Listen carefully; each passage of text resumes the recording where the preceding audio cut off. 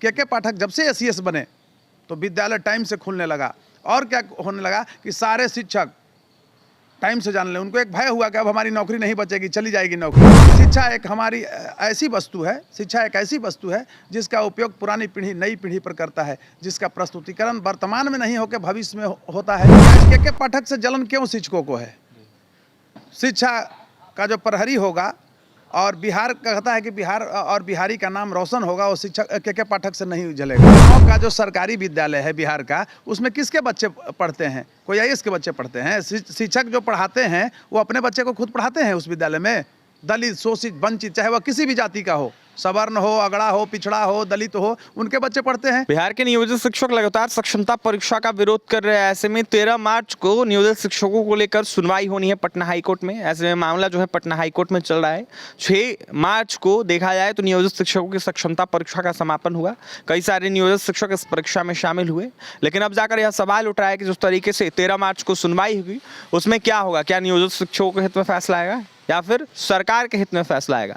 ऐसे में हमारे साथ बात करने के लिए पटना हाईकोर्ट के जाने माने अधिवक्ता डॉक्टर कौशलेंद्र नारायण है, जुड़ेंगे, बात करेंगे। कौशलेंद्र जी, क्या होगा? लगातार नियोजित शिक्षक सवाल पूछ रहे हैं।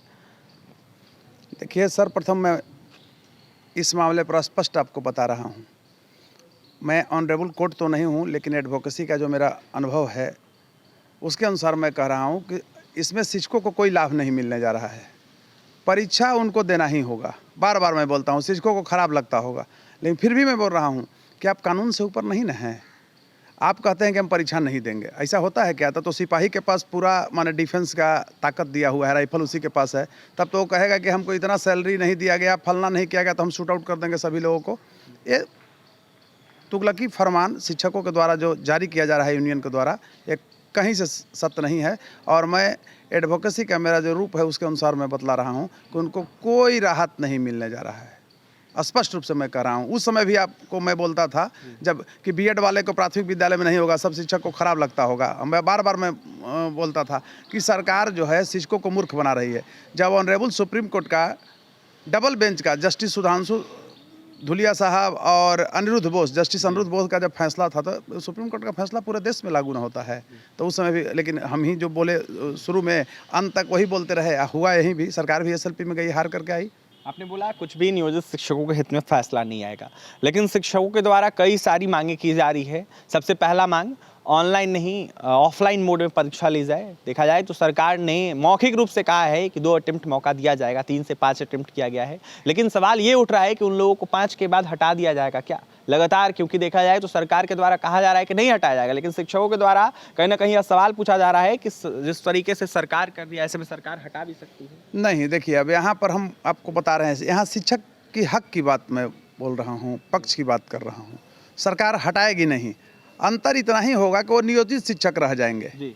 राजकर्मी में सरकार रिस्ट्रिक्शन लगा सकती है कि भाई 3 गो आपको ऑनलाइन परीक्षा देना है। सरकार ने नोटिफिकेशन नहीं निकाला है, लेकिन घोषणा तो कर दिया है कि 2 हम ऑफलाइन भी लेंगे, यानी 5 पूरा। हाँ, शिक्षा मंत्री का ये है, तो शिक्षा मंत्री झूठ तो नहीं बोलेंगे, और एक उनकी छवि भी अच्छी है। तो 5 परीक्षा भी जब ना पास करते हैं, इसका अर्थ है कि कूड़ा कचरा है। तो ये सब डपुरसंखी नीतियाँ से सरकार डरती नहीं है, आप समझ लीजिए। और शिक्षकों को सरकार को हक भी नहीं मारना चाहिए। कौशलेंद्र जी, लगातार जिस तरीके से जांचें हो रही है शिक्षक अभ्यर्थियों को, जो शिक्षक है नियोजित शिक्षक खासकर, ऐसे में फर्जियों का आंकड़ा काफी देखने को मिल रहा है। 1205 नियोजित शिक्षकों पर तलवार लटक रही है के पाठक की। देखिए अभिषेक जी, मैं एक बात आपको बता देता हूँ, पहले भी मैं कहते आ रहा हूँ और मेरा ही ये दिया हुआ है कि बिहार में कॉन्स्टिट्यूशनल ब्रेकडाउन है। 15-16 वर्षों से, 5 वर्षों तक ठीक रहा था, यानी 12-13 वर्षों से कॉन्स्टिट्यूशनल ब्रेकडाउन है। कोई मतलब सही तरीके से कार्य नहीं होता। आप एक छोटा सा चीज़ देखिए कि विजिलेंस जांच के लिए पटना हाईकोर्ट ने, ऑनरेबल पटना हाईकोर्ट ने आदेश किया था, और पटना के डीओ ने 4000 विजिलेंस के जो टीचर का जो फोल्डर था जिसमें सर्टिफिकेट, उसको गायब करा दिया पकड़ाने के डर से। क्या हुआ पटना के डीओ को, ज्योति प्रसाद को? वो तो रिटायर कर गया, लेकर के पैसा सब अपना मजा मार रहा है। लेकिन अच्छा, उसमें करोड़ों रुपया वो कमाया था मिल करके, 55-10 लाख रुपया लेकर के बहाली किया। अभी आप देखे होंगे कि 1205 फर्जी शिक्षक निकल गए। सीटेट, बीटेट और स्टेट में सारा के सारा जो है गलत हो गया। कैसे गलत हुआ आप समझिए, एक ही सर्टिफिकेट पर 55, 4-4, 3-3 जगह वो लोग नौकरी कर रहा है डुप्लीकेट स्टूडेंट तो कोई एक ही ना पहले होगा, तब ना टीचर बना। पहले तो हर कोई टीचर से पहले स्टूडेंट था। तो ये सब सरकार रोकना नहीं चाह रही है, इसलिए कि सरकार में ही कुछ लोग ऐसे हैं जो घुसे हुए हैं। जैसे आप एक छोटा सा आपको चीज़ मैं बता रहा हूँ कि लेबोरेटरी अपग्रेडेशन घोटाला 340 करोड़ का बिहार में हुआ। हर एक मतलब मिडिल स्कूल, हाई स्कूल और +2 स्कूल को 5-5 लाख रुपया दिया गया केमिकल खरीदने के लिए। सरकार क्या किया आप समझिए। सरकार का तो मंशा था कि हम दे रहे हैं, सरकार के ही एक मंत्री अपने साले को उसमें घुसा दिए और वो क्या किया कि इंटरप्राइजेज की दुकान से केमिकल खरीदता है। बताइए, केमिस्ट एंड ड्रगिस्ट के यहाँ से केमिकल खरीदना चाहिए। क्या हुआ? ऑनरेबल पटना हाई कोर्ट का 20 फरवरी 2020 को जांच का आदेश था। कोरोना का बहाना बना करके यही वर्तमान सरकार डाल दिया कूड़ेदानी में। अब बताइए, कुछ यहाँ आरा में जांच हुआ तो कुछ जेल भी गए गुरुजी। तो कहने का अर्थ हुआ कि मैं गुरु वर्ग को नहीं कर रहा हूँ, गुरु के नाम पर जो घंटाल हैं, फ्रॉड हैं, ये धूर्त हैं, क्रिमिनल्स हैं जो हक खा जा रहे हैं, तो वैसे लोगों पर कार्रवाई होनी चाहिए। दूसरी तरफ एक चीज़ मैं बता रहा हूँ अभिषेक जी, ये मीडिया क्या है? जन माध्यम का एक सशक्त रूप है। आम जनमानस के बीच मेरी भावनाओं को आप ले जाते हैं, मेरा टैलेंट जो है उसको ले जाते हैं, मेरा अनुभव को ले जाते हैं, किसी के अनुभव को ले जाते हैं। तो एक चीज़ आप मान लीजिए कि आज के पाठक से जलन क्यों शिक्षकों को है? शिक्षा का जो प्रहरी होगा और बिहार कहता है कि बिहार और बिहारी का नाम रोशन होगा, वो शिक्षक के पाठक से नहीं जलेगा। कैसे नहीं जलेगा आपको मैं बता रहा हूँ। के पाठक के मैं भी उनके विरोध में बोलता हूँ। जब गलत बोलते हैं, उनका कोई ऐसा चीज़ मिलता है जो असंसदीय है, तो मैं भी कहता हूँ कि नहीं गलत है। लेकिन एक चीज़ तो के पाठक ने किया है, वो इतिहास हो गया, वो भगवान के रूप में शिक्षा जगत के लिए है। कैसे? आप एक चीज़ को समझिए कि शिक्षा एक हमारी ऐसी वस्तु है, शिक्षा एक ऐसी वस्तु है जिसका उपयोग पुरानी पीढ़ी नई पीढ़ी पर करता है, जिसका प्रस्तुतिकरण वर्तमान में नहीं होकर भविष्य में होता है। तो हमारा भविष्य ही, वर्तमान सही नहीं था, भविष्य खराब हो रहा था। एक अनवा पैदान पर बिहार का शिक्षा व्यवस्था पिछले नीति आयोग के जो रिपोर्ट आया है उसमें चला गया था, उसके पीछे 28वें पैदान पर चला गया था। के पाठक जब से SES बने तो विद्यालय टाइम से खुलने लगा, और क्या होने लगा कि सारे शिक्षक टाइम से जान ले। उनको एक भय हुआ कि अब हमारी नौकरी नहीं बचेगी, चली जाएगी नौकरी।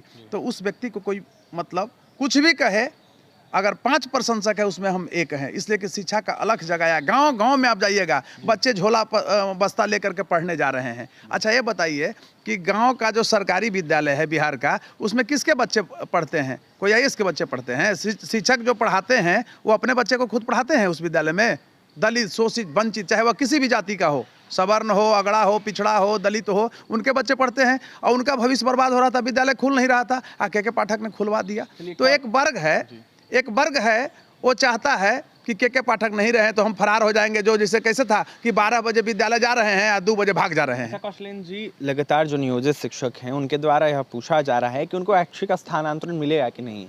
देखा जाए तो 3 ऑप्शन दिया जाएगा जिसमें किसी भी ज़िले में भेज दिया जाएगा। नियोजित शिक्षक कह रहे हैं कि 15 साल 20 साल से एक जगह कार्यरत हैं और ऐसे में कहीं भेजा जाएगा तो काफ़ी कठिनाइयाँ होगी, क्योंकि जहाँ पे कार्यरत थे वहाँ पर घर है, परिवार है, तो ऐसे में दूर रहकर कैसे काम कर पाएंगे? देखिए, इस ह्यूमनिटी से गवर्नमेंट नहीं चलती है।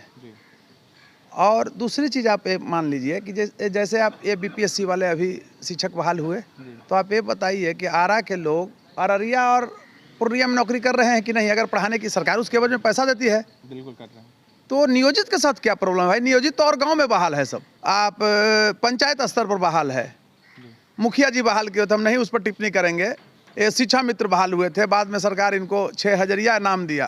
यही सरकार, मैं बार बार आपको कहता हूँ कि सरकार की जो गलत नीतियाँ हैं उसका मैं खिलाफ बोलता हूँ, और वैसे ही लोगों के खिलाफ मैं हाई कोर्ट तक भी पहुंचता हूं। लेबोरेटरी अपग्रेडेशन घोटाला जो था 340, उसको मैं लेकर के यहाँ आया। अच्छा, कुछ राहत मिलेगी क्या नियोजित शिक्षकों को? जिस तारीख 13 तारीख को सुनवाई होनी है, क्या उनके हित में कुछ भी थोड़ा सा भी फैसला आ सकता है? देखिए, कुछ लीगल सेक्टर में नहीं होता है, और हमसे जब पूछते हैं तो बार बार मैं कहता हूँ कि इमोशन से कानून नहीं चलता है। तो क्या कहेगी ऑनरेबल कोर्ट कि ना भाई लोग के छोड़ दीजिए, कोई परीक्षा शिक्षा का मानक को बर्बाद कर दो। हाँ, कोर्ट ये कह सकती है कि अगर ये भाई 20 साल, 18 साल, 15 साल, 10 साल नौकरी कर लिए हैं, तो इनके बच्चे पढ़ रहे हैं, सब कुछ उसी पर हो गया, तो इनको कैसे आप मतलब भगा देंगे? तो नौकरी जो है इनकी रहेगी, लेकिन राजकर्मी का दर्जा मिलने में प्रॉब्लम्स हो सकता है कि सरकार की और के पाठक की यही मंशा थी कि थोड़ा शिक्षकों को हम अपग्रेड करते हैं। हो सकता है कि उनकी आंतरिक कुछ और चल, सरकार का तो ये नीतियाँ आंतरिक गंभीर रूप से चलती है, वो चाहती होगी कि जो पास करें उनके लिए कुछ और हम पैकेज देंगे, अच्छा करेंगे, अपग्रेड करेंगे।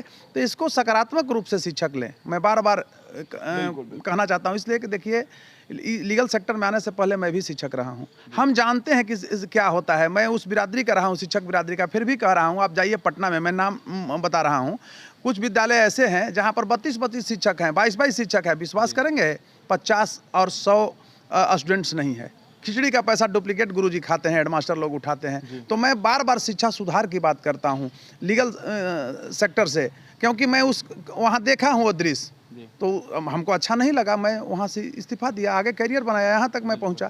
तो मैं अनुरोध करता हूँ शिक्षकों का, अगर शिक्षा प्रेमी है तो परीक्षा से नहीं घबराएं। आप में टैलेंट नहीं होगा तो चलो भाई, नौकरी तो रह ही जाएगा, लेकिन कम से कम बिहार को बदलिए। आपका कल बेटा है, पोता आएगा, तो कम से कम एक सुनहला मतलब बिहार का रूप हो। इसके लिए मैं आपके मीडिया के द्वारा, NBC 24 के माध्यम से, NBC मीडिया के माध्यम से आम जनमानस से अपील करता हूं कि इस तरह के अगर कोई सकारात्मक अवसर भी करता है, अगर के पाठक कर रहे हैं, तो उनका आप विरोध मत कीजिए, उनको आप प्रोत्साहित कीजिए, हतोत्साहित मत कीजिए। बिल्कुल, तो प्रोत्साहित कीजिए। अगर सरकार और कोई अधिकारी ऐसा कर रहे हैं आप लोगों के साथ, ऐसे में नियोजित शिक्षकों को देखते हुए कहीं ना कहीं जिस तरीके से परीक्षा ली जा रही है, उनको हटाया नहीं जाएगा, लेकिन राजकर्मी का दर्जा भी नहीं दिया जाएगा अगर वो पास नहीं करते हैं तो। ऐसे में यह साफ कौशलेंद्र नारायण कहते हुए नजर आ रहे थे कि हटाने का डर कहीं ना कहीं नहीं रहे शिक्षकों में, और ऐसे में जो भी सुनवाई होगी, देखा जाए तो जो भी होगा वो 13 तारीख को तय होगा। लेकिन फिलहाल क्या कुछ कह रहे थे कौशलेंद्र नारायण, जो पटना हाईकोर्ट के जाने माने अधिवक्ता है, आपने सुना है, ऐसे में विश्लेषण कर रहे थे, तो वहीं अपनी तमाम प्रतिक्रिया दे रहे थे।